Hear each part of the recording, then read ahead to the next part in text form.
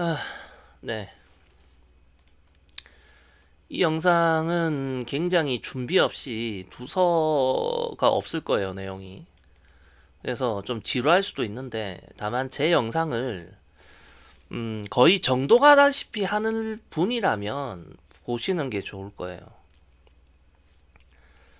일단 제가 점프 측정 관련된 수치들을 올리고 있어요, 여기에. 올리고 있는데 여러분들이 이 숫자에 대해서 잘 이해를 못할 수밖에 없죠. 제 블로그를 계속 봐오신 분이 아니라면 말이죠. 그리고 이제 이거 어떻게 측정하는 거냐 라고 이제 궁금하신 분들도 있으실 테고, 그래서 거기에 대해서 이제 제가 좀 답변을 할게요. 네. 먼저 제가 이걸 하게 된 계기에 대해서 좀 설명하도록 하겠습니다. 뭐 별거 없어요. 자, 2010년 밴쿠버 올림픽 때 김연아가 금메달을 땄습니다. 땄는데 김연아 입장에서는 뭐 그랜드슬램 했고, 그죠? 그러고 나면 이제 본인은 할 거 다 했잖아요. 솔직히 그때 저는 이제 더 이상 김연아의 점프를 볼 수가 없을지도 모른다라는 생각을 했어요. 약간 그런 불안함도 있었고, 그리고 솔직히 뭐 일단 굉장히 국뽕이 차올랐죠. 저 역시 한국 선수가 그것도 피겨라는 종목에서 금메달을 땄고, 그리고 그것들이 모두 그 당시 세계 신기록이었고, 엄청나게 극찬을 받으면서 따낸 금메달이었죠. 근데 우리가 흔히 그런 얘기를 해요. 김연아와 아사다마오를 놓고 김연아가 뭐 제대로 된 뭐 교과서적인 뭐 정석 점프, 뭐 아사다마오는 뭐 비비고 돌리고 회전력에 기반한 폴짝 점프, 뭐 이런 식으로들 얘기를 많이 했었어요, 당시에. 근데 저는 그게 정말 궁금했어요. 정말 그런지. 저는 피겨를 직관한 적이 단 한 번도 없습니다. 예. 직관한 적이 없고 오로지 영상으로만 봐야 했기 때문에 그냥 저렇게 얘기하는 것들이 그냥 느낌적인 것은 아닐까? 사람들의 착각은 아닐까? 약간 요런 생각들을 했어요. 그리고 그때도 저는 피겨 이쪽 커뮤니티, 좀 냉정하게 말하면 저 DC 인사이드 쪽에 갤러리 쪽, 그쪽 피겨 커뮤니티의 수준이 정말 형편없어요. 그러니까 다른 종목, 프로스포츠 쪽 같은 경우에는 논쟁을 하더라도 스포츠적인 논쟁이에요. 이쪽은 정말 이상한 논쟁들만 나오거든요. 이거 굉장히 뭐라고 할까? 정확하게 뭔가 측정이 되지 않은 것을 마치 당연하다시피 주장을 해요. 그리고 이놈의 스포츠가 뭔가 수치화된 게 없어요. 점수를 빼면. 저 어떤 점프를 뛰었는데 저 점프가 어느 정도의 회전각을 채웠는지, 어느 정도의 뭐 채공 시간이 나왔는지, 이런 거에 대해서 없습니다. 뭔가가. 보통 이런 경우 뭐 야구 같은 경우라면 KBO라는 이런 협회에서 공식적으로 뭔가 다루는 스탯들이 있단 말이에요. 성적들이라든지 이런 것들이 있는데 피겨는 그런 게 거의 전무해요. 그래서 제가 2010년 당시에도 저는 항상 이 피겨라는 종목이 굉장히 주먹 구구식이다라고 생각을 했습니다.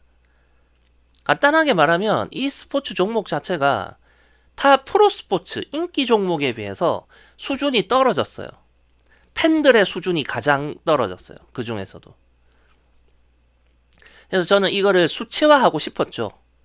수치화를 하고 싶었는데 어떻게 해야 될까? 그럼 그 당시에 가장 그 선수들의 그 점프를 평가할 때 많이 쓰던 표현이 점프 높이예요. 가장 많이 언급되는 게 점프 높이인데, 그럼 점프 높이를 어떻게 측정하지? 라는 거죠. 여기서부터 머리가 아파지기 시작하는 겁니다. 여기서부터. 자. 근데 처음에는 뭐 일단 그냥 단순하게 점프 높이를 측정하려면 선수가 떠 있는 시간을 알면 이 계산을 하면 돼요. 어차피 중력 가속도에 의해서 자 여기서 뭔가 쏘아진 물체가 중력 가속도에 의해서 점점 속도, 운동 에너지를 상실하거든요. 그러다가 운동 에너지가 0이 되고 거기서부터는 다시 중력 가속도에서 다시 내려오는 거예요. 이렇게. 자, 그렇기 때문에 떠 있는 시간을 알면 높이가 계산이 됩니다. 사실. 그래서 채공 시간을 통해서 높이를 계산할 수도 있겠다. 라는 생각을 했었어요. 그러면 채공 시간을 어떻게 측정하지? 라는 생각을 했는데 바로 이 영상의 프레임 수를 재면 되겠다는 생각을 했던 거죠. 자, 예를 들어서 이 영상의 경우는 어떻습니까? 여기서 보면 지금 59.94 프레임이죠. 59.94 프레임이 1초란 얘기예요. 그냥 간단하게 우리가 흔히 60 프레임이라고 합니다. 그냥 60으로 잡아도 돼요. 그냥 60이라고 봐도 되고. 그럼 예를 들어서 제가 여기 쓰고 있는 이 영상을 재생하는 이 프로그램이 파플레이어라는 프로그램이죠. 이 프로그램에서 한 프레임 단위로 이동하는 게 F가 앞으로 가는 거거든요. 이렇게 F를 한 번씩 누를 때마다 한 프레임씩 갑니다. D를 누르면 뒤로 가는데 이거는 좀 원활하지 않을 수 있어요. 영상에 따라서. 자, 어쨌든 이걸 통해서 떠 있는 시간을 프레임 수를 구하면 되겠다라고 생각했죠. 뭐 예를 들면 이런 겁니다. 자, 여기서 김연아 이렇게 점프를 뛰어요. 자, 이렇게 뛰는데 자, 이렇게 떨어지면 하나, 둘, 셋, 넷, 다섯, 여섯 이런 식으로 재는 거죠. 예. 이런 식으로 재어서 예를 들어서 뭐 한 30프레임이 나왔다고 쳐요. 30프레임. 그러면 여기서 나누기 60을 하면 0.5초 이렇게 나오는 거죠. 간단하게. 예, 이렇게 생각을 했어요. 이렇게 생각을 하고 실천에 안 옮겼습니다. 안 했어요. 왜? 귀찮았거든요. 이것 말고도 고민할 게 많았어요. 사실은. 고민할 게 많았어요. 그러고 제가 한참 시간이 지났다기보다는 김연아가 완전히 사라지지 않고 반은퇴 상태에서 복귀했다가 어쩌고 저쩌고 하다가 이제 완전히 은퇴할 시기쯤부터 이제 제가 부모님들이 아프시기 했거든요. 그래서 사실은 몇 년간은 피겨에 신경을 못 썼어요. 뭐 글을 가끔씩 쓰긴 했지만 사실 잘 보면 그 당시에 제가 바보 같은 소리를 좀 많이 했거든요. 그 당시 썼던 글들이. 왜냐면 피겨에 좀 뭐라고 할까 반쯤 발을 걸치고 있다 보니까 피겨계가 어떻게 돌아가는지에 대해서 제가 좀 빠삭하지 못했어요. 당시에. 그리고 가장 큰 게 바로 뚜베리제 쪽 애들이 어떤 식으로 피겨를 바꿔나가고 있는지에 대해서 제가 받아들이질 못했어요. 왜? 김연아 아사다마오 시절의 피겨를 보다가 뚜벤의 피겨를 보면 이게 너무 얍삽하거든. 그 얍삽한 피겨를 내가 인정하지를 못하면서 정작 걔네들이 추구하고자 하는 컨셉의 피겨를 제가 이해를 못했던 거예요. 그래서 제가 한 13년부터 16년, 17년, 거의 18년까지도 지금 생각하면 후회되는 말들을 많이 했고 후회되는 글을 많이 썼어요. 솔직히 지금 같으면 가서 그냥 지워버리고 싶기도 한데 일부러 놔두거든요. 저는 제가 틀렸던 것들을 지우지 않아요.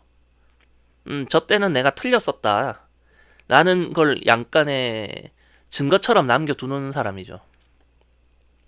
뭐 어쨌든 17년부터 이제 영상을 만들기 시작해요. 왜냐면 제가 뭐라고 할까 블로그에서 글로는 도저히 제 생각을 다 말을 못 하겠는 겁니다. 글로는 안 되겠다 싶어서 영상을 만들려고 했고 영상을 통해서 영상 분석을 시작했어요. 그때부터. 그러면서 이제 채공 시간을 한번 재어보기 시작했죠. 그리고 그때만 해도 제가 세계 최초라고 생각했어요. 이것이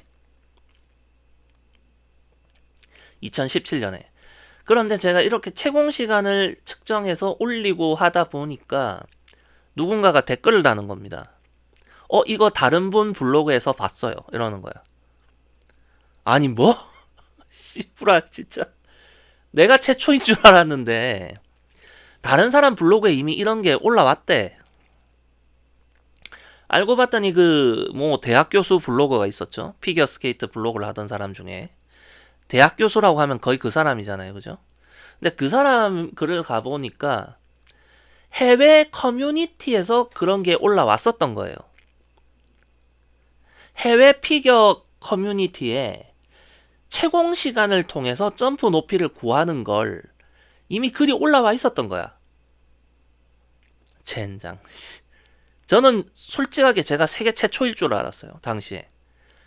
그래서 제 어깨에 좀 힘이 많이 들어가 있었는데 일단 세계 최초라는 타이틀을 거기서 내려놔야 했죠. 자, 그런데 말이죠. 그 해외 커뮤니티에서의 글은 핵심은 뭐였냐면 제가 아까 얘기했던 겁니다. 채공 시간을 통해서 계산을 해요. 채공 시간이라는 건 떠 있는 시간, 그 프레임 수를 가지고 영상 프레임 수로 나누면 초가 나오죠. 그러니까 몇 초 떠 있었느냐를 가지고 이제 중력 가속도를 활용해 가지고 계산을 해서 넣으면 점프 높이가 나온단 말이에요. 그런데 저는 그때 뭐라고 할까? 어떻게 보면 저 자신을 위한 자위일 수도 있고 뭐라고 할까? 내가 좀 더 나 자신을 내세우고 싶은 심리일지는 모르겠는데 그 순간 느꼈어요. 아, 점프 높이가 의미가 없구나. 그냥 채공 시간 그 자체면 되겠구나. 라는 걸 느꼈어요. 왜냐? 첫째, 이 점프 높이를 어떻게 규정하느냐가 굉장히 복잡해요. 자, 예를 들어서 이렇게 떠 있어요, 사람이. 자, 이거하고 이렇게 떠 있어. 한 사람은 똑바로 서 있고 한 사람은 축이 누웠어. 어느 쪽이 점프 높이가 높은 거죠? 스케이트 날로 기준을 할까요? 그러면 1번하고 2번 중에서 2번이 높고 머리 높이로 하면 1번이 높고 무게 중심으로 하면은 거의 비슷할 수 있어요. 대체 어떤 기준으로 점프 높이를 정하지? 사람의 신체가 다르고 회전축이 달라요. 심지어는 이 스케이트 날을 이렇게 들고 있는 선수 또는 이렇게 내리고 있는 선수 다를 거거든요. 어떻게 규정하냐 이거예요. 머리 아프잖아요, 사실. 그래서 저는 점프 높이가 정말 측정해서 뭐에다 쓰지라는 생각을 했어요. 자, 우리가 잠깐 야구로 얘기를 좀 돌아갑시다. 야구로. 자, 야구 같은 경우가 정말 많은 스탯이 있어요. 왜 그러냐면 한 시즌에 벌이는 경기가 다른 종목보다 훨씬 많거든요. 야구는 데이 스포츠예요. 데이 스포츠. 매일 하는 스포츠. 우리나라의 프로야구도 일주일에 하루 쉬죠. 진짜 힘든 거예요, 이건. 요즘은 뭐 주 5일 근무제가 일반적인데 야구 선수들은 주 6일 근무해요. 그 일주일에 6번의 경기를 하죠. 그러면 그 말은 뭐냐면 경기 수가 많다는 건 뭡니까? 여러 가지 스탯이나 성적들이 평균에 수렴하게 돼요. 샘플이 많아지니까. 그 말은 야구라는 종목은 데이터와 통계의 절정에 이른 종목이거든요. 자, 그럼 이 야구라는 종목에서 가장 많이 쓰는 게 뭡니까? 가장 많이 쓰는 그런 어떤 스탯. 뭐 투수를 예로 들어볼까요? 투수. 자, 예를 들어서 우리가 투수의 구속이라고 말하고 그 다음에 RPM이란 말을 씁니다. 야구를 좋아하는 사람들은 이것이 대충 알아요. 어느 정도가 좋고 뛰어나고 별로인지를. 자, 예를 들어서 고등학교 3학년짜리 투수가 있어요. 자, 고등학교 3학년짜리 투수고 지금 제가 녹화하고 있는 시간이 3월 21일이죠. 그러면 불과 얼마 전까지 고2였던 선수예요. 그죠? 불과 얼마 전까지 고2였던 선수. 이제 막 3학년이 된 선수. 그 선수가 만약에 155km의 구속에 RPM이 2700이다. 이러면 이게 어느 정도 수준이라고 생각하세요? 야구를 모르면 판단이 안 돼요, 이게. 야구를 모르면. 자, 야구를 아는 사람 입장에서 막 고3이 된 애가 155km의 구속에 2700rpm이라는 거는요. 그냥 지금 현재 대한민국 프로야구에서 거의 탑급이에요. 거의. 이런 애가 만약에 다른 요소에 뭐 문제가 없고 이것이 제구까지 괜찮다라고 하면은요. 한국 프로야구에 올 확률이 떨어져요. 왜? 메이저로 갈 거니까. 이런 구속과 RPM에 제구까지 괜찮다? 메이저리그 스카우터들이 가만두지 않습니다. 메이저리그로 데려가려고 해요. 자, 이런 거는 이것이 좋은 수치인지 나쁜지를 우리는 알고 있어요. 야구라는 종목을 하는 걸 좋아하는 사람들은요. 자, 그런 것처럼 이 투수의 공의 위력, 투수가 던지는 공의 위력을 표현할 때 가장 많이 쓰는 게 구속과 RPM입니다. 여기에다가 또 그의 여러 가지 수치들이 있어요. 뭐 수직 수평 무브먼트가 있고 뭐 어쩌고 저쩌고 있고 심지어는 투수의 손끝에서 홈플레이트를 지날 때까지 걸리는 시간이라든지 뭐 이런 여러 가지 잡다한 것들이 있는데 자 어쨌든 요것이 그 투수가 던지는 공의 위력을 표현할 때 가장 많이 쓰는 수치들이라는 거예요. 구속과 RPM. 자 그러면 이 구속이라는 게 과연 어떻게 측정되는지를 아세요? 자 우리가 야구를 해. 이렇게 야구를 해요. 그럼 여기가 이제 홈플레이트예요. 자, 홈플레이트고 여기가 투수 플레이트란 말이야. 그럼 여기서부터 여기까지가 18.44m입니다. 18.44m 여기까지가. 자, 그럼 여기서부터 공을 던지는데 투수가 여기서 18.44m 거리를 그대로 공을 던지는 게 아니죠. 공을 던지면서 몸을 앞으로 빼면서 공을 놓잖아요. 그죠? 어느 지점에. 자, 어느 지점 여기서 공을 놔요. 여기서. 자, 그럼 여기서부터 공이 날아오겠죠. 그럼 투수마다 공을 놓는 지점도 달라요. 이해되셨나요? 자, 어떤 투수는 뭐 1m 이 투구판에서부터 1m 나와서 던지는 선수, 1m 50cm를 나와서 던지는 선수 다를 거예요. 그거에 따라서도 이 공이 실제 투수의 손에 떨어져서 이 날아오는 거리가 더 많이 끌고 나올수록 더 짧아지죠. 그 말은 홈플레이트까지 오면서도 공이 더 힘을 많이 유지하면서 오겠죠. 뭐 요런 것들. 이런 차이가 있는 거예요. 그러니까 우리가 구속이라고 하는 거는요. 소위 말하는 스피드건이라는 장비로 투수의 손에 이 투구판에서부터 일정 거리를 그냥 찍는 거예요. 자, 그러면 투수의 공이 여기서 나와서 날아오는 동안에 이 지점에서의 스피드가 여기까지 유지될 리가 없죠. 가면서 스피드는 떨어집니다. 가면서 떨어져요. 그럼 우리는 이 투수의 구속 155km라는 거는 그냥 이 지점에서의 스피드일 뿐이에요. 전체를 대변하지 않는다는 거예요. 그렇지만 우리는 이걸 쓰죠. 여전히. 전체를 대변하지 못하지만 쓴다는 거예요. 자, 그럼 RPM도 마찬가지예요.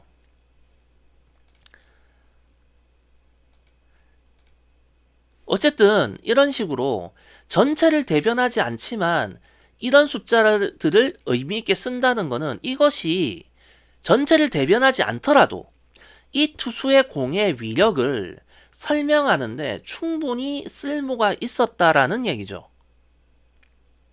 좀 얘기가 좀 재미없죠? 이렇게 가니까. 자, 그런데 이게 이제 야구의 경우에는 이런 걸 측정하기 편한 이유가 뭐냐면 자, 이런 거예요. 자, 야구공은 둥글어요. 아유 씨.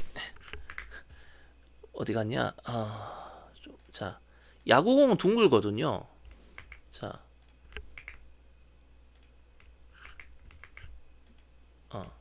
잠깐만요.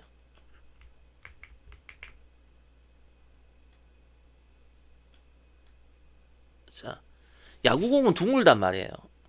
그렇기 때문에 한 지점에서부터 어디로 보나 똑같은 모양이에요. 자, 예를 들어서 여기가 아이고 잠깐만.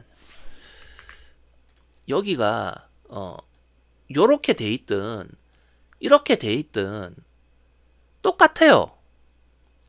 만약에 우리가 공의 채공 시간을 잰다면 이 공이 여기서나 항상 높이는 같잖아요. 높이를 잰다고 한다면 피겨에서는 달라지는데 사람의 몸을 재야 되니까. 야구공은 구기 때문에 똑같단 말이에요. 그래서 야구에서의 이 공을 측정하는 거는 굉장히 쉬워요. 이해되셨죠? 하여튼 이런 여러 가지 애로사항들이 있다는 겁니다. 자, 어쨌든 전체를 대변하지 못해도 충분히 쓸모가 있는 그 스탯들이었다라는 것이고, 이게 그럼 제가 말하고자 하는 채공 시간은 사실 전체를 대변하지만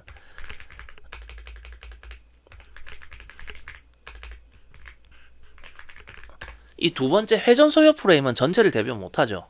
냉정하게 말해서. 자, 일단 그러면 채공 시간부터 얘기해 봅시다. 채공 시간을 제가 높이보다는 채공 시간이 더 중요하다고 생각했던 이유는 제가 이걸 정작 처음에 생각했던 2010년이 아니라 영상 분석을 시작한 2017년이라는 거예요.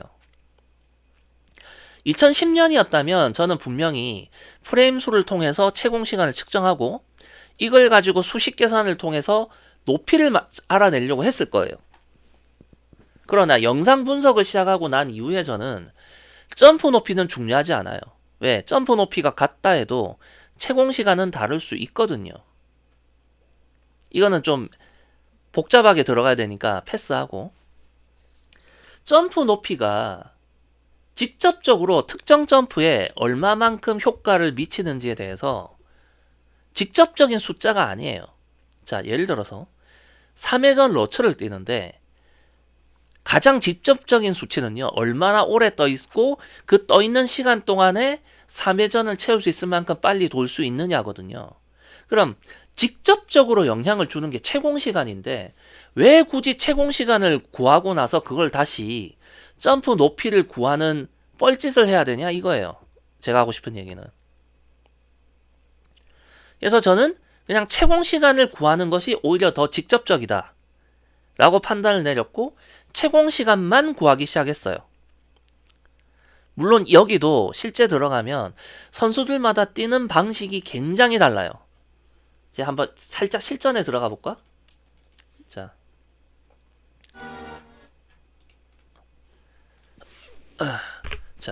예를 들어서 이 김연아의 러츠를 봅시다. 김연아의 러츠. 자, 채공 시간을 재는 데 있어서 가장 중요한 거는요, 바로 어디서부터 어디까지를 프레임 떠 있는 걸로 쳐야 되느냐입니다. 그게 굉장히 애매해요. 자, 예를 들어서 예전에 김연아의 이 러츠를 0.7초 뭐 넘게 측정한 사람도 있었어요. 저와 같은 방식으로. 그 이유는 뭐냐면 여기서부터를 다 측정했었던가?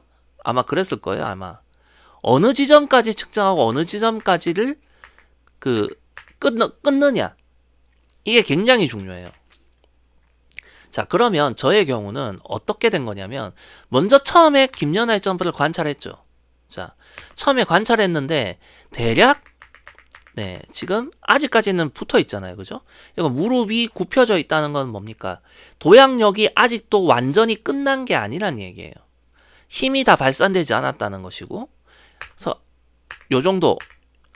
자, 여기서 보면 여기서 떨어지죠. 그리고 떨어지기 전의 각, 요 정도 각을 보고서 그래, 인간이 빙판에서 충분히 힘을 주고 떨어질 수 있는 적정각이 한 요 정도 아니겠는가.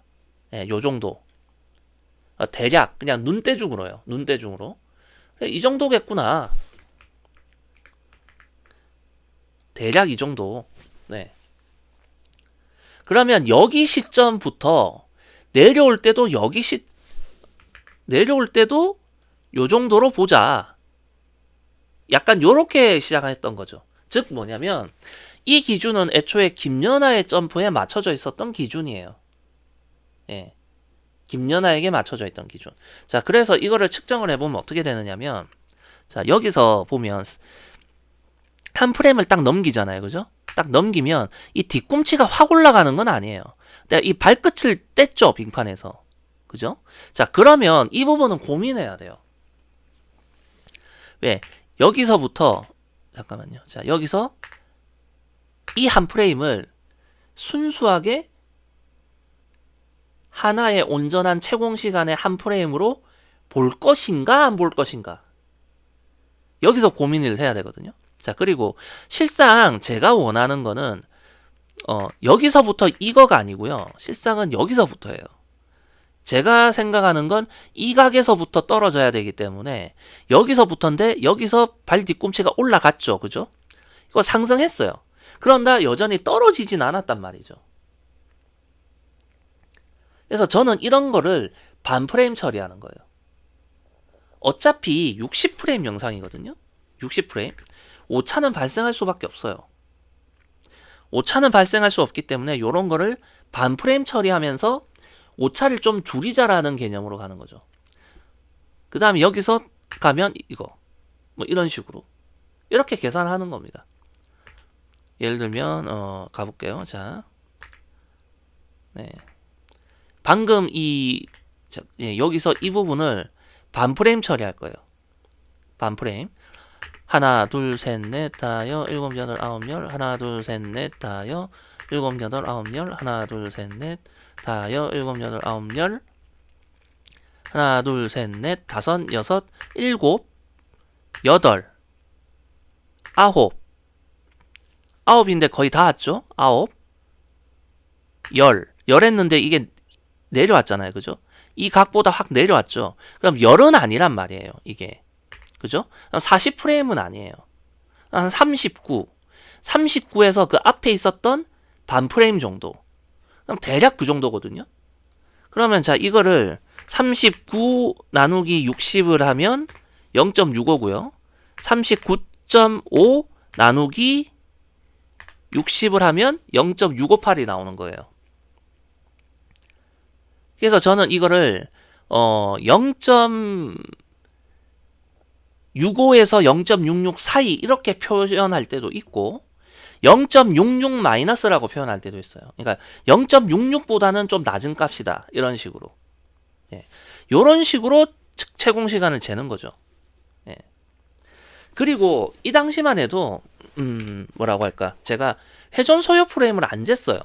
왜냐면 거듭말하지만 저는 김연아 아사다마오의 시대를 살았기 때문에 사실 선수들 간에 회전 속도가 그렇게 차이 난다고 못 느꼈어요. 저는. 그러니까 지금처럼 뭐 고난이도 점프에서 나오는 11프레임이나 10프레임이라는 숫자들이 나올 거라고 생각 안 했기 때문에 이것만 가지고 설명이 될 거라고 생각했었어요. 근데 당연히 아니죠. 왜? 러시아 뚜벤 애들이 와서 막 자꾸 점프를 뛰어내는데 뭔가 이상하단 말이에요. 성립이 될 수 없는 점프들이 자꾸 성립을 해요. 걔네들이 약이었냐 아니었냐가 중요한 게 아니라 채공 시간상 되면 안 되는 점프가 되는 거예요. 어떻게 해? 이걸 측정하긴 해야겠는데 아까 얘기했지만 이 회전 소요 프레임이라는 걸 대체 어떻게 재야 될까가 고민이 될 수밖에 없었어요. 자, 예를 들면 이런 겁니다. 자, 3회전 점프라면 자, 요렇게. 그 다음에 더블 악셀이라면 자, 그러면 다시 그럼 트리플 악셀이라면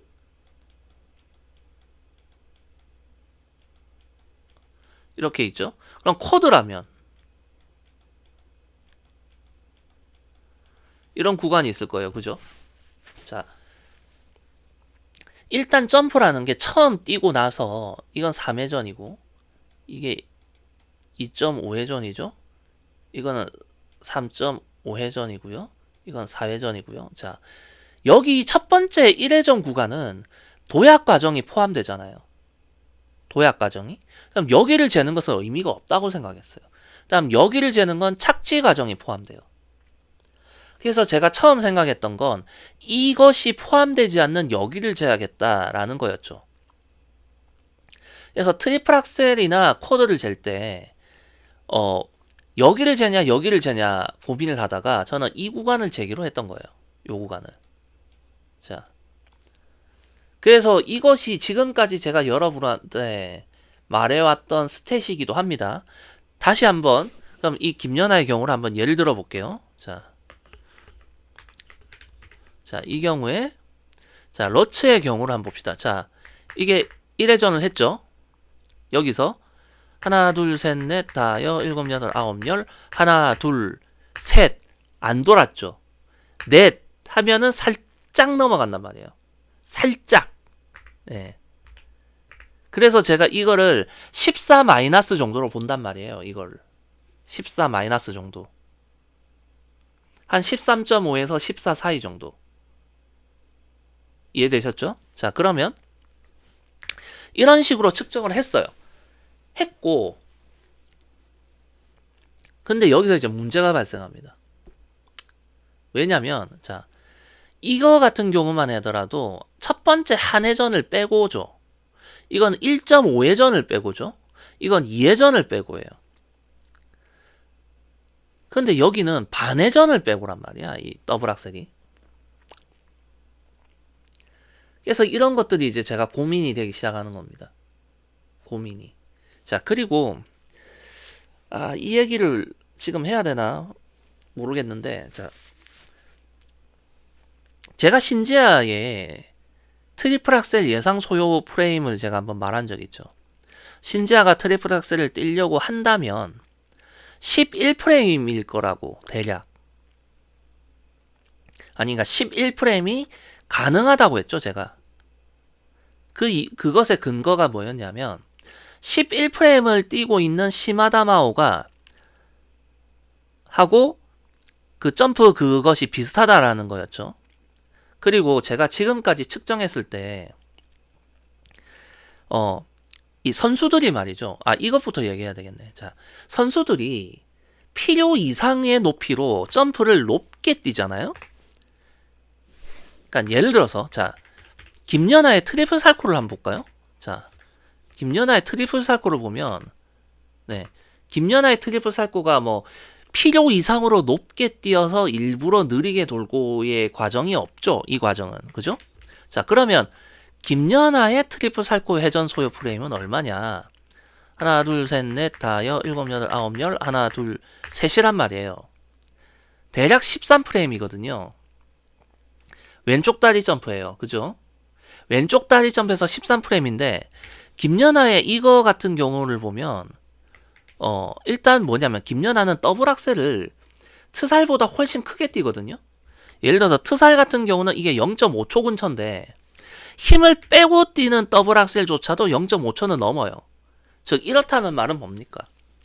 트살이 분명히 더블 악셀보다는 회전각이 큰데 또 이런 상황이 나온다는 거는 김연아의 더블 악셀이 기본적으로 회전 속도가 뭔가 느린 거에 맞춰 있다라는 거죠. 자세가. 자, 그런데 그럼에도 불구하고요. 이것을 측정을 하게 되면 어떻게 나오냐면 자, 여기서 반 바퀴 돌았죠. 여기서부터 가야 되잖아요. 그죠? 하나, 둘, 셋, 넷, 다여, 일곱, 여덟, 아홉, 열, 하나, 둘, 셋, 넷, 15프레임이 나오거든요. 2프레임이나 차이가 나요. 과연 이것이 맞나라는 고민을 좀 많이 했습니다. 저는. 예. 그래서 제가 요즘 고민하고 있는 게 뭐냐면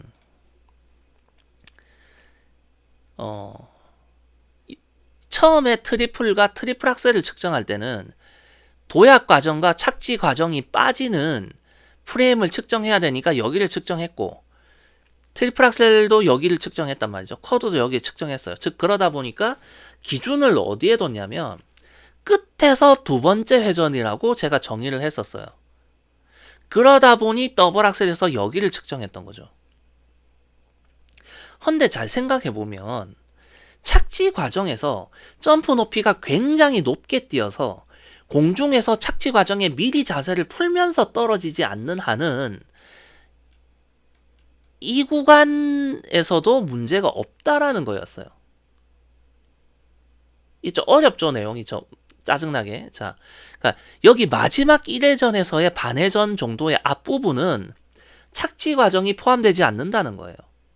그래서 이 더블 악셀의 경우도 처음 한 회전을 빼고 측정을 하면 어떨까 싶어서 측정을 해봤어요. 자, 이게 좀 전에 15프레임이었죠? 자, 한 회전, 이제 반회전이 이제 한 회전입니다. 여기서 들어가면 하나, 둘, 셋, 넷, 다, 일곱, 여덟, 아홉, 열, 하나, 둘, 셋, 넷. 14프레임인데 조금 못 돌았죠. 15를 하면 넘어가거든요. 그러면 지금 이 경우에는 이런 방식으로 측정하면 김연아의 경우는 원래는 15였는데 14 플러스가 될 거예요. 이렇게 된다면 좀 더 김연아의 그 왼쪽 다리 점프의 회전 속도에 좀 더 가까워지거든요. 그리고 더블 악셀이 트리플 살코보다 좀 불필요하게 높게 뛰었기 때문에 느려진 것을 어느 정도 반영할 수 있으면서 터무니없이 느린 속도는 아닌 약간 요런 게 되는 거죠. 그리고 김연아의 경우는 자세를 풀죠. 지금 여기서 이렇게. 네. 그러니까 이 김연아의 경우는 이 점프가 자세를 풀면서 떨어져야 할 정도의 여유다 라는 의미니까요. 그리고 여기 조금 하다가 얘기 들어갈게요. 자, 신지아의 경우 트리플 살코가 12프레임이라서 트리플 악셀을 뛰면 11프레임이 될 거라고 제가 예상을 해요. 이건 무슨 밑도 끝도 없는 근거냐 라고 하시겠지만 실제 그래요. 이게 제가 측정을 계속 해보다 보면은요, 트리플과 쿼드 간의 관계가 그래요. 대략. 자, 이걸 다시 얘기합시다. 자, 구속 155km에 2700rpm을 던진 투수가 있어요. 자, 그럼 이 투수가 힘을 좀 빼요. 힘을 좀 빼서 145km를 던졌어요. 힘을 빼서 슬슬 던졌어. 그러면 RPM은 어떻게 될까요? RPM은 아마 2300 이하로 떨어질 거예요. 물론 이 수치가 정확한 건 아니에요. 이건 그냥 비유적 표현이지. 즉 뭐냐면 힘을 빼서 구속을 늦추면 RPM도 떨어진다는 얘기입니다. 즉 우리가 점프를 뛸 때 트리플을 뛸 때와 쿼드를 뛸 때 회전 속도가 트리플이 빠른 게 아니라 쿼드 때 더 빠르다는 거예요. 회전 속도도. 그러니까 이 말은 무슨 말이냐면 구속만 느리게 하면서 RPM을 유지하고 또는 구속은 느린데 RPM은 더 빠르게 한다라든지 이런 식의 변화가 안 된다는 거예요. 우리 몸의 근육이 작동하는 메커니즘 자체가. 자, 예를 들어서 이런 투수가 있는데 155km에 RPM은 2500을 던지면서 145는 2700을 던지겠다. 안 된다고요, 그게. 그래서 트리플을 뛸 때 오히려 회전을 더 빠르게 하고 쿼드를 뛸 때는 비정상적으로 점프 높이로만 뛰겠다. 회전은 오히려 트리플 정도에서 이런 식으로 안 된다고요, 형성이. 그래서 트리플에서의 회전 소요 프레임을 보면 쿼드를 뛸 때 어느 정도가 나올지가 나와요. 그래서 그 대표적인 케이스가 그러니까 이것도 좌우 구분이 필요합니다. 왼쪽 다리 고난이도냐 오른쪽 다리 고난이도냐를 따졌을 때 예를 들어서 트리플 악셀이나 쿼드 토르가 될지 안 될지를 보려면요, 이게 다 왼쪽 다리 점프이기 때문에 왼쪽 다리 점프에 더블 악셀, 트리플 살코, 트리플 토를 봐야 되거든요. 헌데 문제가 트리플 토는 대부분 연결 점프로 쓰죠. 그러면 정상적인 채공 시간이나 회전 속도가 잘 안 나와요. 잘 안 나와요. 그리고 더블 악셀의 경우는 만약에 이 점프를 좀 여유 있게 뛴다? 그럼 김연아처럼 더 느린 속도가 나와요. 그러면 정상적인 회전 속도가 나오는 트리플 왼쪽 다리 점프를 보려면 대부분 트리플 살코를 봐야 돼요. 왜? 트리플 살코를 주력 점프로 뛰는 선수는 없으니까. 일부러 높고 강하게 뛰어서 회전을 느리게 해야 될 이유가 없으니까. 자, 그러면 김연아의 경우는 어땠습니까? 트리플 살코가 13프레임이죠. 그럼 김연아가 트리플 악셀이나 쿼드4를 뛴다면 어떻게 나올까요? 네, 12프레임 나옵니다. 대략 한 프레임 줄어요. 대체로. 자, 그러면 신지아가 트살에서 12프레임이에요. 그럼 신지아가 트리플 악셀 뛴다면 네, 11프레임이 나올 거라는 거예요. 그게 제가 지금까지 측정해왔던 남싱, 여싱 다 포함입니다. 이 거의 공통된 규칙이에요. 가끔씩 측정을 하면서 제가 소름 돋을 정도예요. 소름 돋을 정도로. 이해되셨죠? 실제로 오른쪽 다리 점프도 마찬가지거든요. 그런 규칙에서 크게 안 벗어나요. 다만 그런 규칙에서 벗어나는 경우가 어떤 경우냐면 대체로 특정 점프를 쓸데없이 힘을 많이 주거나 그래서 측정 속도를 정확하게 뽑기가 힘들거나 뭐 그런 경우입니다. 그래서 제가 무슨 얘기 하던가요? 신지아가 쿼드 플립은 안 된다고 얘기하는 거예요. 그리고 제가 이제 제가 지난번에 설문을 했죠. 점프 높이가 과연 점프 높이가 낮아졌다라고 하니까 제가 설문조사를 좀 이상하게 했잖아요, 사실. 그죠? 쿼드 악셀이 나와봤자 쿼드 악셀을 띄었던 말리닌의 그 채공 시간 0.775까지 제가 봤지만 이미 앤토니 리오라고 과거 이름도 없는 선수잖아요, 사실 이 선수. 이 선수 0.76초 나왔어요. 자, 그러면 여전히 말리닌이 더 높네? 라고 할 수도 있지만 요 시대의 스케이트 부츠와 블레이드가 훨씬 무겁거든요. 그리고 또 하나, 이 선수의 경우는 나는 이 대회 하나밖에 측정을 안 했어요. 다른 대회에서는 이것보다 더 높게 나왔을지 누가 알아요? 과연 높아졌을까요? 만약에 선수가 뛸 수 있는 최대 점프 높이라고 한정한다면 거의 비슷한 거가 되는 거고, 점프별로 따지면 오히려 낮아진 거죠. 왜? 회전 속도가 빨라졌으니까. 이해되셨죠? 자, 그리고 자꾸 얘기가 좀 샜는데, 자, 다시.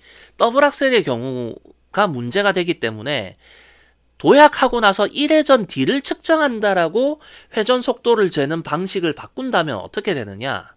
네, 트리플 악셀의 경우는 여기와 여기 이렇게 두 구간을 재야 돼요. 제가 말리닌부터는 이 구간에서 자 쿼드 같은 경우만 하더라도 요 구간을 안 재잖아요, 그죠? 그리고 요 구간만 재니까 이 구간이 놀아요.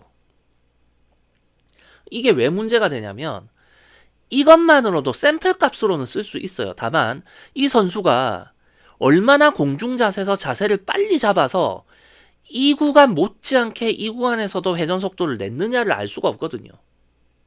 이거는 점프 자세를 봐야 되는 거야, 결국. 조금이라도 더 숫자만으로 파악이 되게끔 하기 위해서는 이 구간도 재야 될 것 같은 거예요. 그래서 제가 쿼드 악셀 같은 경우에는 잠깐만요. 자, 이게 이제 쿼드 악셀이죠. 자, 쿼드 악셀 같은 경우는 요 구간과 요 구간 두 개를 제가 측정했잖아요. 제가. 근데 이거 이 영상 만들면서 생각이 달라졌어요. 이제 앞으로 어떻게 할 거냐면 기준을 첫 1회전을 빼고입니다. 자, 첫 1회전을 빼면 어떻게 됩니까? 트리플은 기존 그대로죠. 더블 악셀은 여기가 아니라 여기를 잴 겁니다. 트리플 악셀은요. 여기와 여기 두 번을 잴 거예요. 그죠? 그러니까 앞에 1회전을 빼고 도약 과정, 그 다음에 착지 과정 반회전을 뺄 거예요. 자, 그러면 쿼드는 어떻게 되나요? 네, 요렇게 두 구간을 재는 거죠. 쿼드 악셀은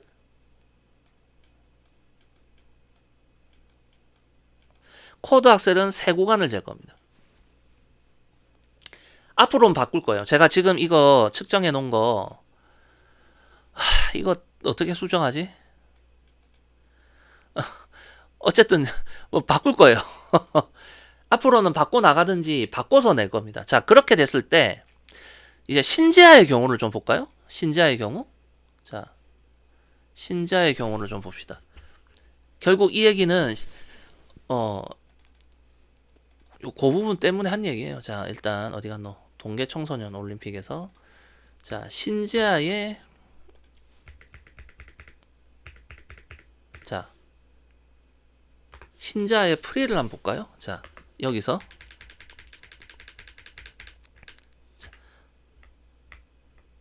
자, 신재하의 살코를 먼저 보고 가겠습니다. 자, 신재하의 살코가 하나, 둘, 셋, 넷, 다, 여, 일곱, 여덟, 아홉, 열. 하나, 둘, 셋. 셋 했는데 약간 넘어갔죠. 그럼 13, 이제, 뭐야. 자.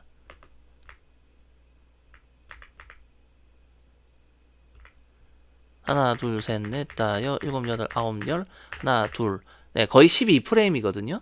자, 그러면 더블 악셀의 경우 기존 방식대로 해서 이렇게 반회전하고 들어가게 되면 어떻게 되냐면 하나 둘 셋 넷 다 여 일곱 여덟 아홉 열 하나 둘 셋이에요. 이렇게 되면 13프레임이죠. 살코랑 안 맞아요. 자, 이게 왜 문제가 되냐면 신자의 경우는 더블 악셀을 막 김연아처럼 느리게 뛰는 타입은 아니잖아요. 딱 필요한 만큼 뛰는 건데 물론 그래도 회전이 여유가 넘쳐서 문제지만 어쨌든 트살이랑 같은 왼쪽 다리 점인데 뭔가 한 프레임 차이가 나버린단 말이에요. 자, 그래서 이거를 반회전이 아니라 1회전으로 기준을 잡으면 어떻게 될까요? 하나, 둘, 셋, 넷, 다, 여, 일곱, 여덟, 아홉, 열, 하나, 둘, 12프레임에 떨어져요. 살코와 함께. 그래서 제가 앞으로는 이 측정 방식을 앞에 도약하고 1회전을 빼고 그래서 요렇게 잴 거라는 겁니다, 이제. 네. 이거는 제가 이걸 측정을 하면서도 이 능력치의 한계를 제가 가장 많이 느끼거든요. 그러니까 저는 제가 이런 걸 측정하고 있다. 그래서 내가 왔다야라고 말하고 싶은 게 아니라 이것의 한계를 알고 있고 고민하고 있다는 걸 말하는 거예요. 그래서 앞으로는 이렇게 하게 된다면 훨씬 더 나아지지 않을까라는 생각을 하거든요. 자, 그러면 시마다마오를 한번 볼까요? 자, 시마다마오의 트리플 악셀을 보자면 자, 기존에는 한 바퀴 돌고 요 정도에서부터 잰단 말이에요. 하나, 둘, 셋, 넷, 다, 여, 일곱, 여덟, 아홉, 열, 열하나 정도예요. 기존에 열하나가 살짝 열하나 정도. 네. 이게 지금 동계 청소년 올림픽 때거든요. 그러면 과거랑 제가 시마다마오의 이 트리플 악셀 회전 소요 프레임은 11이라고 적었겠죠? 자, 그럼 바꾼 방식으로 하면 어떻게 되느냐? 반 하나죠. 자, 여기서부터 갑니다. 하나, 둘, 셋, 넷, 다, 여, 일곱, 여덟, 아홉, 열, 열하나, 열둘 하면 넘어가죠. 그러면 11.5예요. 11.5. 그 다음에 여기서 다시 하나, 둘, 셋, 넷, 다, 여, 일곱, 여덟, 아홉, 열. 열하면 모자라고 10이라면 넘어가죠. 그러면 이제 앞으로는 시마다마오의 트리플 악셀을 11.5, 10.5라고 할 거라는 거예요. 뭐 결국 11에 가깝네요. 두 개 다. 그죠? 그러니까 이 부분을 잘 보면 결국 뭐냐면 이 회전이라는 게 자세가 여기서는 덜 잡혀 조금이라도 회전이 덜 잡힌 구간이 있다라는 거예요. 여기서. 그렇기 때문에 이 구간보다도 이 구간이 더 빠르죠. 우리가 흔히 생각하면 공중에서 많이 돌수록 느려질 거라고 생각하지만 이 정도 회전수 안에서는 에너지를 잃어서 느려지는 것보단 자세를 덜 잡아서 더 느린 것이 더 크다라고 봐야 돼요. 그죠? 이런 스탯의 특성들도 여러분들이 알면 이해하기가 더 편하다는 겁니다.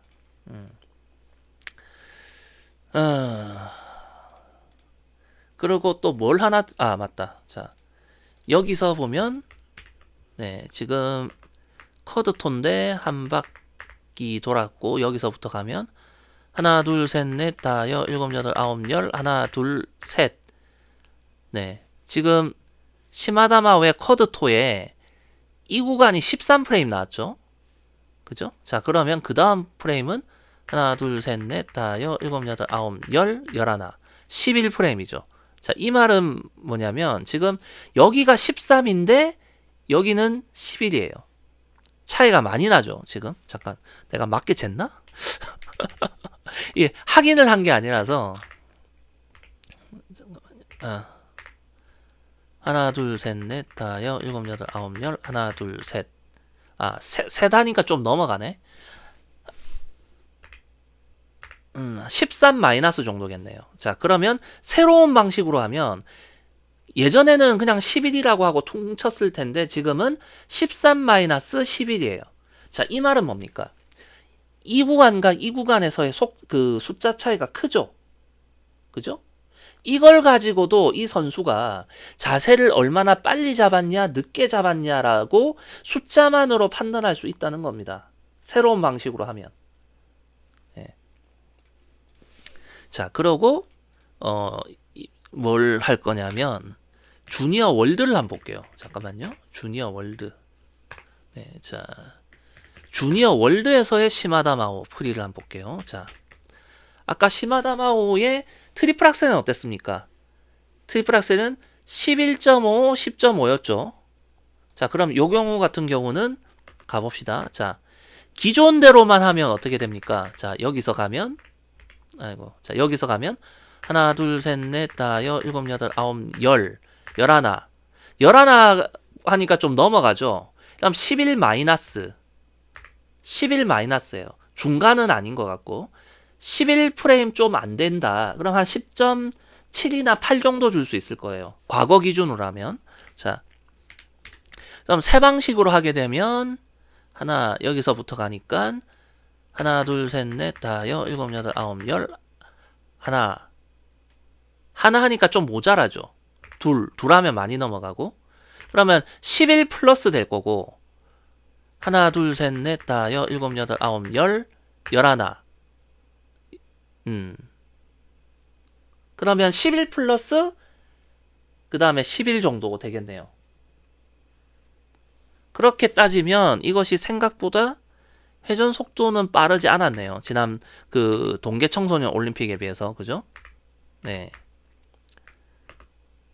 그 다음에 쿼드토를 본다면 자 1회전 과거로 치면 여기서 2회전부터 보니까 두 바퀴를 돌고 나서 보니까 여기만 보니까 과거로 하면 하나 둘 셋 넷 다 여 일곱 여덟 아홉 열 열하나 정도가 되겠죠. 과거 기준으론. 그럼 지금은 한 바퀴부터 봐야 되니까 하나 둘 셋 넷 다 여 일곱 여덟 아홉 열 열하나 열둘 하나 둘 셋 넷 다 여 일곱 여덟 아홉 열 열하나. 자, 이러면 12 11이 되는 거죠. 이제 새로 하게 되면 12 11이 되는 거예요. 새로운 방식으로 하면은요. 자, 그 다음에 이제 회전 소요 프레임에 대해서 어느 정도 얘기가 많이 됐고 다시 채공 시간으로 좀 돌아가 볼게요.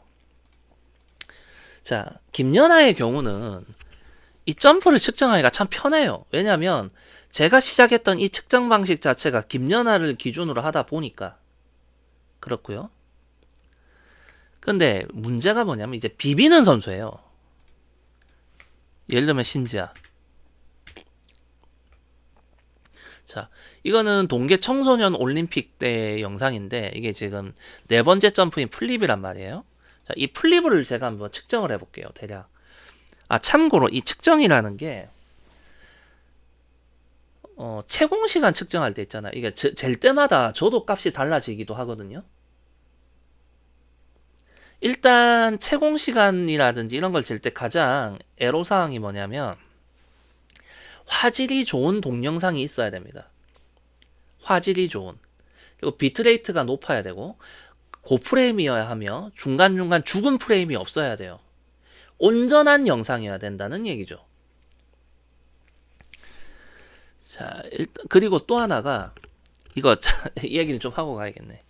자, 제가 이거를 애초에 시작하게 된 계기가 뭐였다? 네. 김연아의 점프를 측정하기 위해서였다. 그죠? 계기가. 그래서 실제로 김연아의 점프가 정말 다른 선수들보다 높은지, 굉장한지, 좋은지, 아니면 그냥 연합바들의 주장일 뿐이었는지 확인하고 싶었단 말이에요. 근데 이미 얘기했죠. 제가 당시에 저 역시 국뽕이 어느 정도 빠져 있었다고요.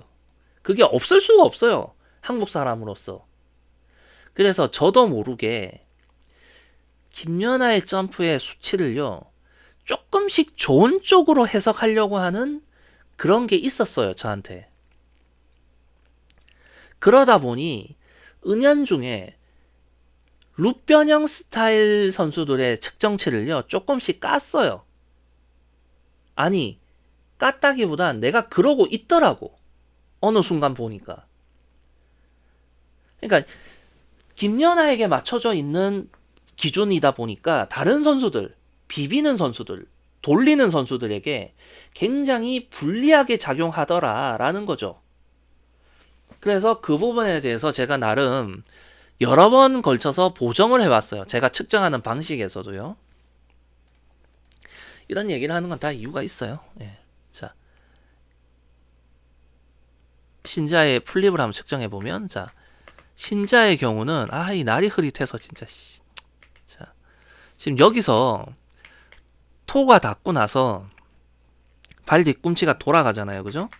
발 뒤꿈치가 돌아간단 말이에요. 그죠?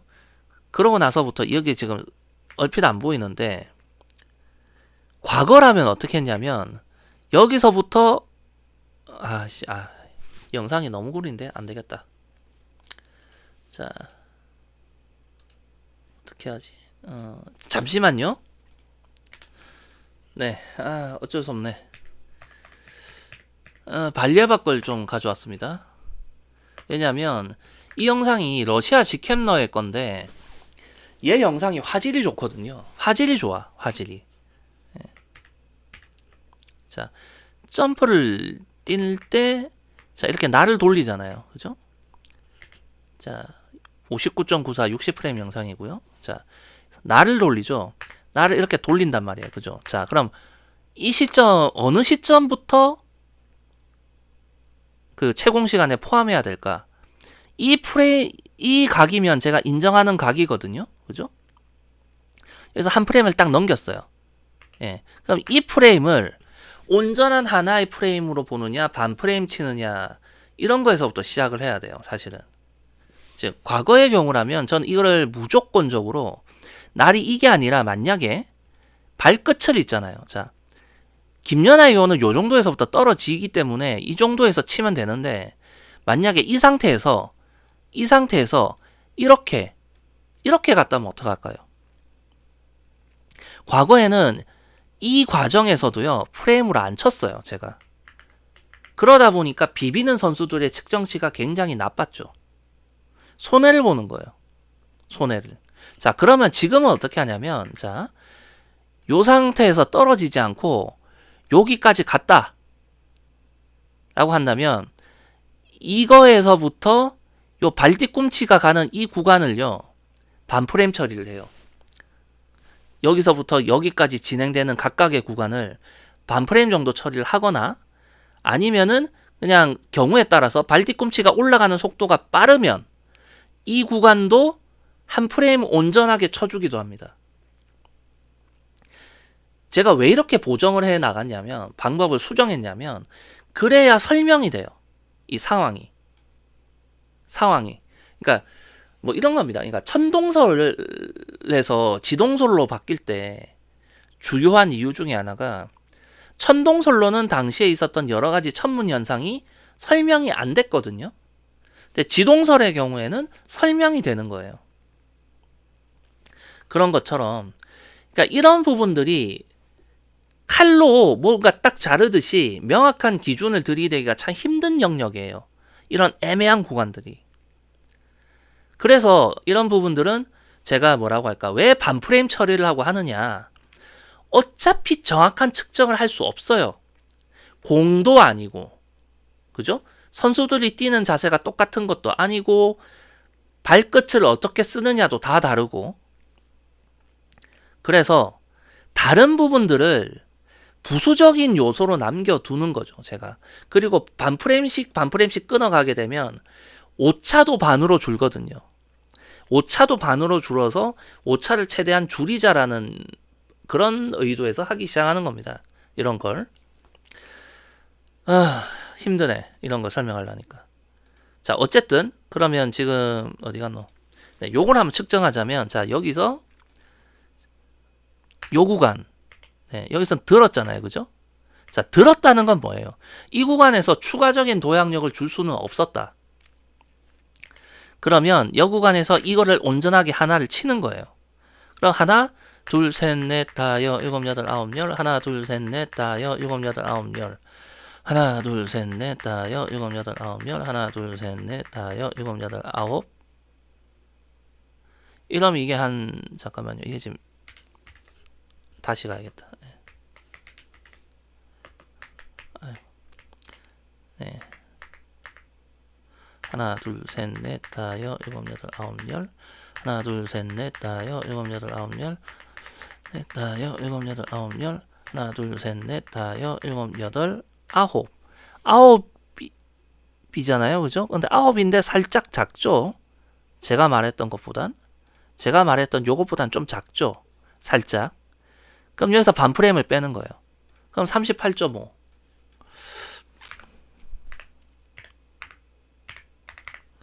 네, 이러면 0.641 뭐 이렇게 나오겠네요.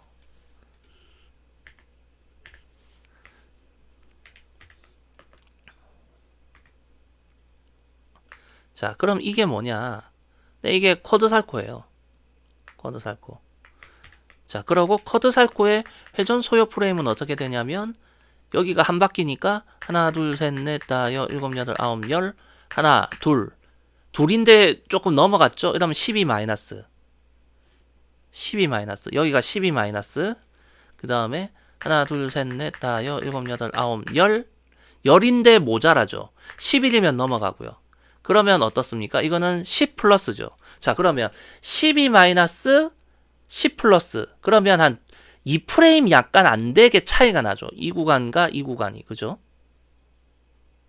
생각보다 이 구간과 이 구간의 차이가 좀 크죠? 예. 어찌됐든 이런 식으로 표현을 할 수 있겠다라는 거죠. 자, 그럼 트리플 악셀을 볼까요? 자, 트리플 악셀을 보면 얘 트리플 악셀이 자, 여기서 네, 요거는 온전하게 하나 둘, 셋, 넷, 다, 일곱, 여덟, 아홉, 열. 하나, 둘, 셋, 넷, 다, 일곱, 여덟, 아홉, 열. 하나, 둘, 셋, 넷, 다, 일곱, 여덟, 아홉, 열. 하나, 둘, 셋, 넷, 다섯, 여섯. 여섯인데 여섯 안 되죠. 이거 반 프레임. 그러면 35.5 나누기 60. 0.591. 0.6초가 안 되는 거예요. 그죠? 그런데 날착지죠? 네. 자, 날착지예요. 자, 그 다음에 회전 소요 프레임은 어떻게 되느냐? 하나, 여기서부터 갈게요. 네, 여기서부터 하나, 둘, 셋, 넷, 다, 일곱, 여덟, 아홉, 열, 열하나, 열둘. 이러면 한 12 마이너스. 하나, 둘, 셋, 넷, 다, 일곱, 여덟, 아홉, 열, 열하나. 이러면 11 플러스.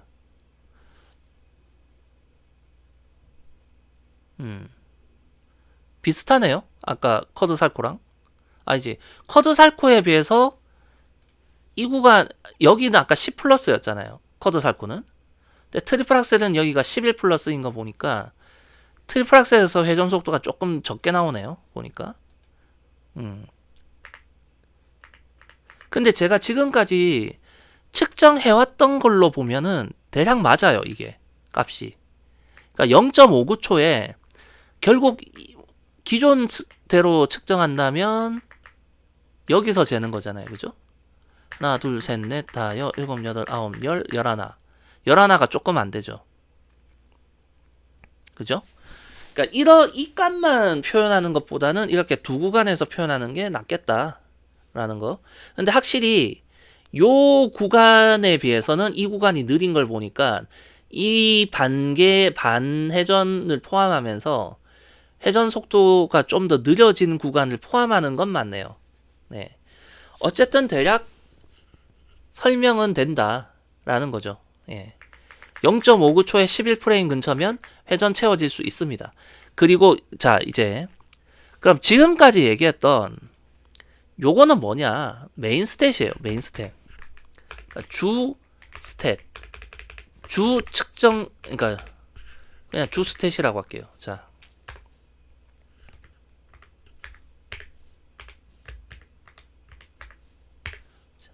그럼 부수적인 건 뭐냐?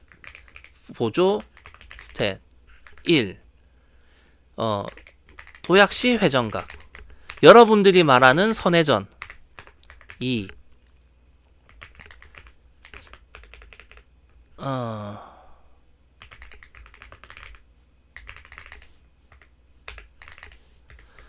일명 날비틀기 같은 거죠. 3.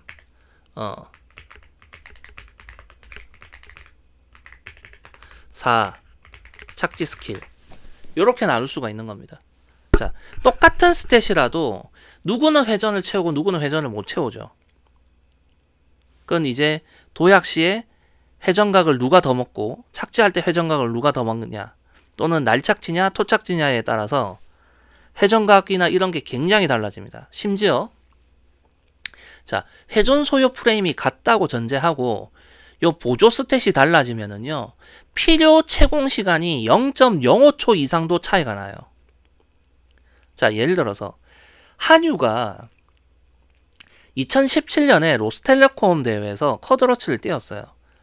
근데 한유가 문제가 뭐냐면 쿼드러츠가 12프레임대였거든요. 그러니까 과거 방식으로 요 구간만 쟀을 때 12프레임대예요.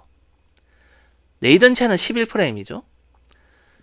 즉 한유의 경우는 요게 안 좋아서 이게 0.73을 넘겨야 돼요. 근데 문제가 뭐냐면 한유의 경우는 요게 안 좋거든요. 요게 안 좋다는 말은 뭐예요? 프리로테를 못해요. 아니, 프리로테를 안 해요, 걔는. 그러니까 한유가 우노쇼마처럼 비비는 타입의 그 스탯이 나왔다면 회전 채우고 채공 시간도 훨씬 떨어뜨려서 뛰면 되기 때문에 한유의 몸이 착지가 원활했을 수도 있어요. 그냥 쿼드러츠가 안착될 수도 있었는데 한유는 이것이 안 좋았죠. 나쁘게 말하면. 좋게 말하면 프리로테가 없는 정직한 점프고, 그래서 이게 0.73초를 넘겨야 되는 겁니다. 제가 그래서 이거를 제가 지금 조금 원래 다른 거에서 할 얘기를 내가 좀 많이 땡겨서 하는데, 자, 지금 보면 네,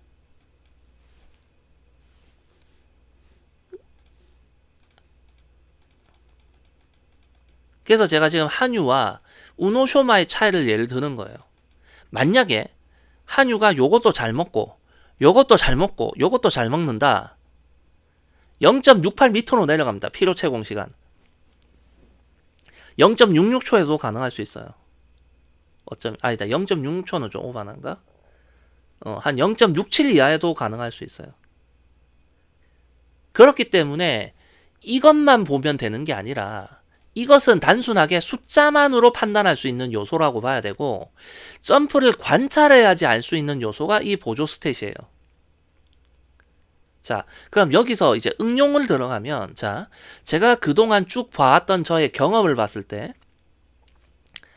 신지아가 트리플 악셀을 뛴다면 제가 11프레임이 나올 수 있다고 했죠. 그 다음 채공 시간은 0.58을 가능하다고 제가 얘기했어요. 채공 시간적으로. 이거는 왜 그렇게 생각하느냐, 그 설명하려면 너무 길어요. 제가 신지아가 진짜 힘 빡 주고 뛰면 러처 플립이 0.63 가능하다고 제가 얘기했죠.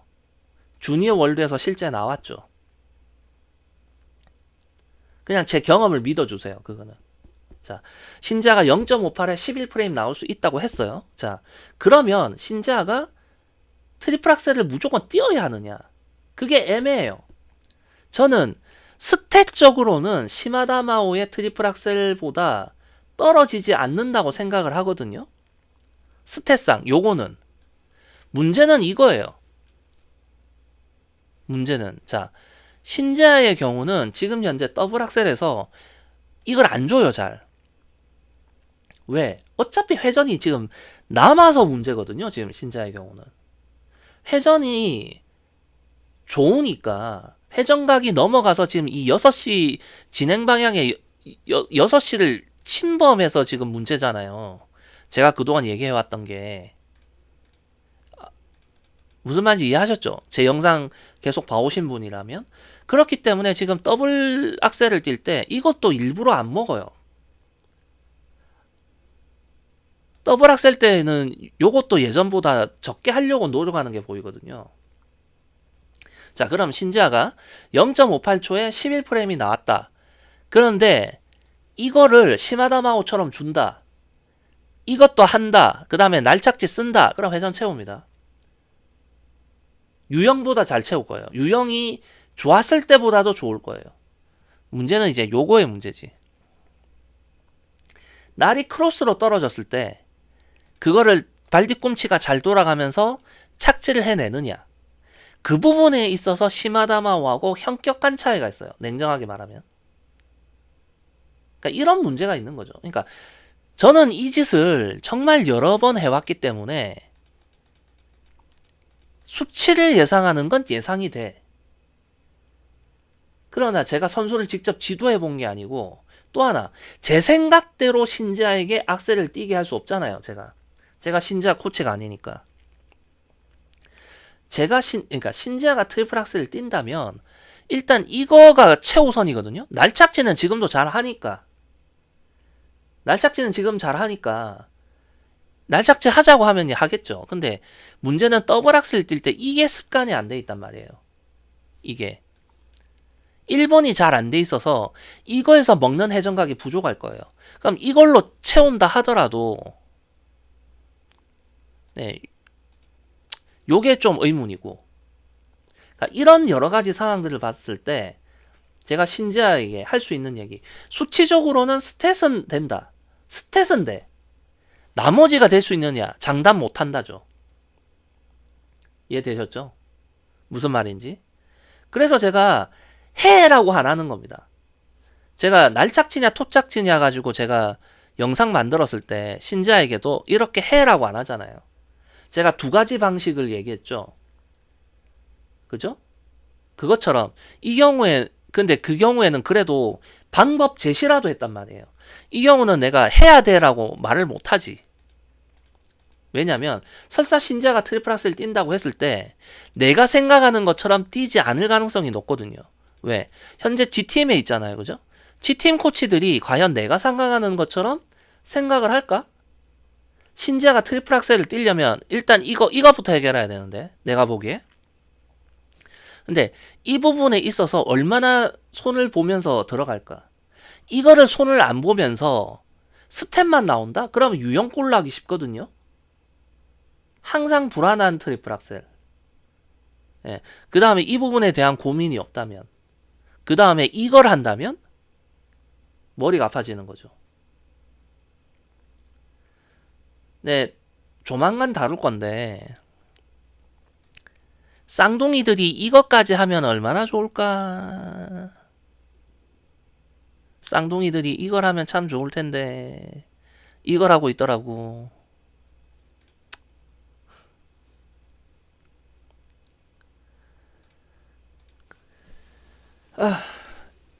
여러분들은 그냥 제가 어지간하면요, 이거 측정하는 방법 대략 이런 식이다 라는 것만 알지 굳이 하지는 마세요. 머리 아파요 이게. 그러니까 이거는 정말 많이 해보고 나서 왜 이걸 반프레임 처리해야 되는지, 왜 요거는 온전하게 인정해 줘야 되는지에 대해서 충분히 그 자기만의 어떤 관점이 서야 돼요. 그게 되지 않으면 똑같은, 제가 아까 김연아의 점프를 제가 어떻게 측정했나요? 김연아의 점프를? 네. 요거 제가 0.658 정도 나왔죠? 그래서 제가 0.66 마이너스라고 얘기했잖아요. 그죠? 어떤 이는 이게 0.7이 되고요. 어떤 사람은 이거 0.6이 될 수도 있어요. 측정자에 따라서. 그래서 뭐다? 측정자의 경험이 중요하다라는 말을 하는 거죠. 실제로 제가 아는 분 중에 이 측정 방법을 아는 분이 있어요. 아는 분이 있는데 일부러 저한테 측정 한번 해달라고 하거든요. 왜 그럴 것 같으세요? 본인이 몰라서가 아니라 본인은 저처럼 이거를 매번 하진 않잖아요. 그죠? 하나의 균일된 기준에서 안 했기 때문에 비교하기가 힘들단 말이에요. 그러니까 저는 제가 이걸 계속 해왔기 때문에 어느 정도 맞춰진 기준이 있는 거고, 그 기준에 맞춰서 제가 수치를 말해주면 그분은 내가 각각의 선수들에게 어떤 수치를 내가 말해왔다는 걸 알 거 아니에요. 그분은 제 블로그를 계속 봤으니까. 그럼 그걸 통해서 바로미터로 잡는 거지. 그러니까 기준으로 삼는 거죠. 그래서 여러분들은 어지간하면 하지 마세요. 그냥 대략 이런 식으로 하는구나. 예. 60프레임 영상에서 무슨 뭐 컴퓨터 같은 정확함을 바랍니까? 예? 자, 참고로 자, 아까 1번과 요거와 요거에 대해서 제가 얘기했었죠. 이게 점프 높이를 측정하는 거라면 1번과 2번 중에서 기준이 애매하지만 채공시간이면 상관없어요. 자, 1번보다 2번이 채공시간 길게 나옵니다. 분명히 말하지만. 왜냐? 2번 같은 회전축이 처음부터 이렇게 뜨지는 않거든요. 처음에는 도약을 할 때, 자, 잠깐만요. 자, 처음에는 이렇게 회전축이 잡히다가 이렇게 되겠죠. 회전축에 문제가 있어서. 자, 이렇게 되는 경우라면 실제로 이렇게 오는 경우보다 같은 높이라도 채공시간은 이쪽이 더 길게 나옵니다. 그냥 저는 상관없어요. 왜?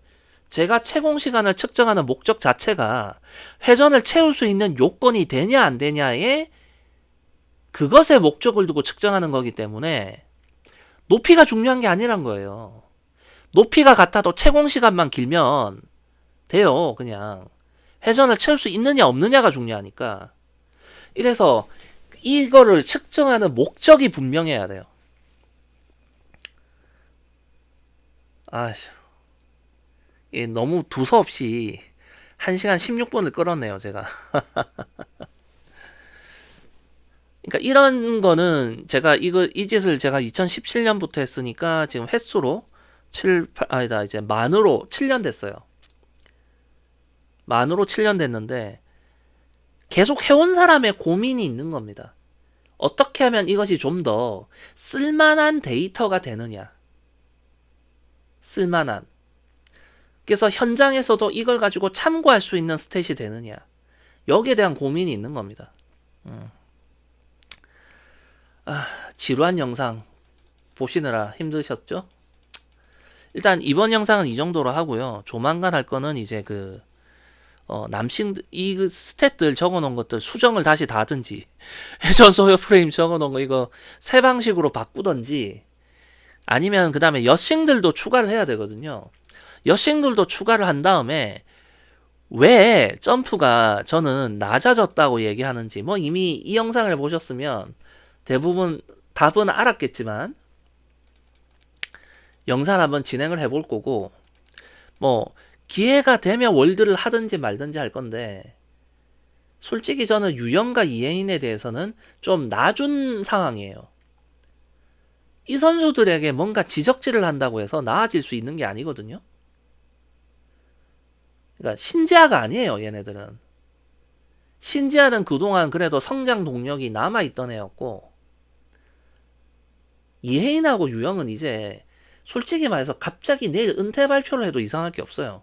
물론 올림픽이 남아있는 한 그 전에 하진 않겠지만 그러니까 현역의 마지막을 불태우고 있는 선수들이거든요.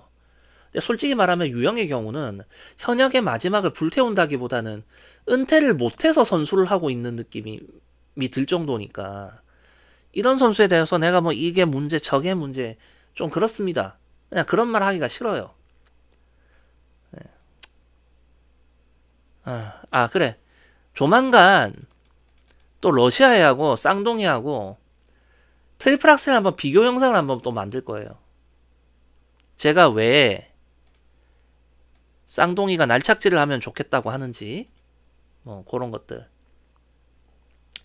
왜냐면 쌍둥이의 회전 속도가 빠르거든요. 굉장히 빨라요. 제가 지금까지 측정했던 여싱에 한해서 노비스, 주니어, 시니어, 그 다음에 한 20년 전부터 지금까지 제가 측정한 모든 선수 중에서 쌍둥이는 손가락에 듭니다. 5손가락 안에 듭니다. 회전 속도가. 다만 그거는 이제 옛날 기준에 여기만 측정했을 때 기준이긴 한데 여기와 여기를 측정하게 되면 어떻게 될지 모르겠어요.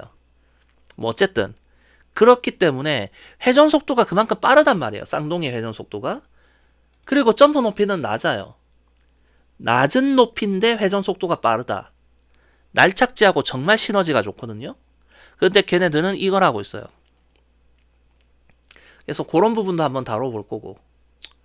근데 지금 하고 싶은 건 많아요. 영상을 만들고 싶은 건 많은데 제가 시간이 안 돼가지고. 네, 어쨌든 이 정도로 정리하겠습니다.